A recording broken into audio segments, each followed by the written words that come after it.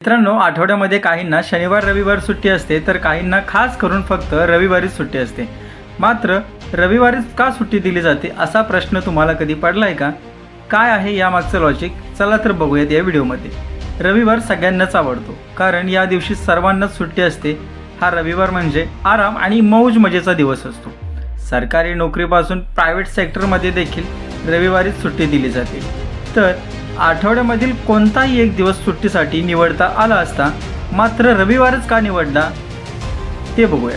मित्रांनो, स्वातंत्र्य मिळण्यापूर्वी ब्रिटिश सरकार होती तेव्हा सर्व अधिकारी आठवडाभर काम करायचे आणि रविवारी चर्चला जायचे.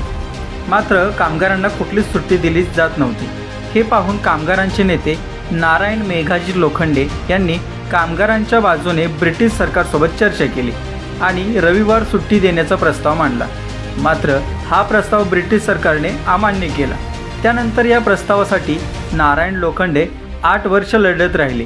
अखेर 10 जुलै 1890मध्ये हा प्रस्ताव मान्य करण्यात आला. मान्यतेनुसार आठवड्याचा शेवट रविवारी होतो, त्यामुळे शेवटच्या दिवशी आराम हवा यासाठी रविवार हा सुट्टीचा दिवस घोषित करण्यात आला.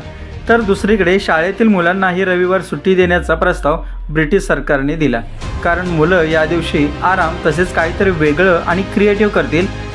अशा प्रकारे हा रविवार आपला सुट्टीचा दिवस बनला. व्हिडिओ आवडला तर नक्की लाईक करा, शेअर करा आणि सबस्क्राईब करायला विसरू नका. थँक्यू.